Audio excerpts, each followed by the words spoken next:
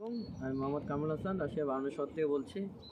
তো আপনারা অনেকেই রাশিয়ার বিজনেস বিষয়ে জানতে চান। আসলে রাশিয়ার বিজনেস ভিসাটা হচ্ছে কি, এটা যারা ব্যবসায়ের উদ্দেশ্যে আসে তাদের জন্য হচ্ছে এই ভিসাটা। বিজনেস ভিসা আসে মনে করেন যে কাদের হায়ার করে, ধরেন যে আপনার কোনো রিলেটিভ আছে অথবা আপনার পরিচিত কোনো একজন বাঙালি আছে, যার মাধ্যমে দেখা যায় যে ইনভাইটেশন বের করে সে তার কোম্পানির পার্টনার হিসেবে আপনাকে রাশিয়া নিয়ে এসে থাকে নর্মালি। তো বিজনেস ভিসাটা নর্মালি কাউকে 6 মাসের দেয়, কাউকে 1 বছরে দিয়ে থাকে।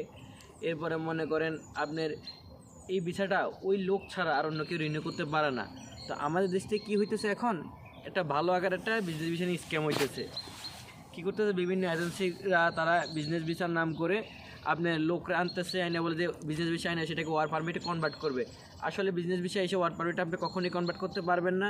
রাশিয়াতে যে কোনো ভিসা এসে আপনি কাজ করতে পারবেন। এটা স্টুডেন্ট ভিসা তো আমরা কাজ করতে পারি, যে ওয়ার্কার ভিসা আছে সেও কাজ করতে পারেন, কি যে অবৈধ থাকে সেও কাজ করে। বাট এই ভিসাগুলো কখন সমস্যা হয় জানেন, যখন পুলিশ আপনাকে কোনো জায়গাতে ধরতে পারবে। ধরেন আপনি বিজনেস ভিসা আসছেন, আসার পর আপনি কোনো এক জায়গায় কাজ করতেছেন, তো কাজে ওই পরিস্থিতি ওইখানে আপনাকে পুলিশ ধরছে, তখন কিন্তু সেখানে আপনাকে সাথে পুলিশ 100% সমস্যা করবে। কারণ পুলিশ জিজ্ঞাসা করবে তুমি আসছো বিজনেস করতে, তুমি কেন কাজ করতেছো আরেক জায়গাতে। তো এই জন্য কখনো এই ফাঁদে পা দিবেন না কেউই, যে বিজনেস ভিসার নাম করে এসে ওয়ার পারমিট কনভার্ট করবেন। রাশিয়াতে ওয়ার পারমিট কনভার্ট করা এইভাবে পসিবল না। তাই বিজনেস ভিসা আসার ক্ষেত্রে সবাই সাবধান হবেন।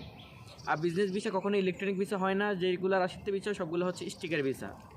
তা আপনারা যারা স্টিকার ভিসায় আসবেন সেগুলো একমাত্র সলিড। আর বিজনেস ভিসা বাদ দিয়ে আপনার ওয়ার পারমিট আসার সবসময় চেষ্টা করবেন। ওয়ার পারমিটে আসাটা হচ্ছে সবচেয়ে সুবিধা, যার কারণে দেখা যায় যে যতদিন চুক্তি থাকে ওই চুক্তি পর্যন্ত আপনি কাজ করতে পারবেন অন্তত। এরপরে কোম্পানি আপনি যদি রাখবেন, না হয় আপনাকে কোম্পানি যদি ব্যাক পাঠায় তাহলে আপনি ব্যাক যেতে হবে। রাশিয়াতে এভাবে পসিবল না ভাই, এরকম কোনো নিয়মই নাই। আর এজেন্সিরা যেসব কথা বলে সব কথা সত্য না, তারা অনেক কিছু আমাদের কাছে হাইড করে। তো তাই আপনারা বুঝে শুনে ওইভাবে প্রস্তুতি নেবেন। ধন্যবাদ, আসসালামু আলাইকুম।